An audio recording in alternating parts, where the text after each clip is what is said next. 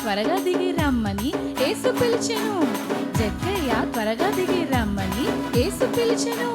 జక్కయ్య ఇంటికి ఎంత గొప్ప రక్షణ,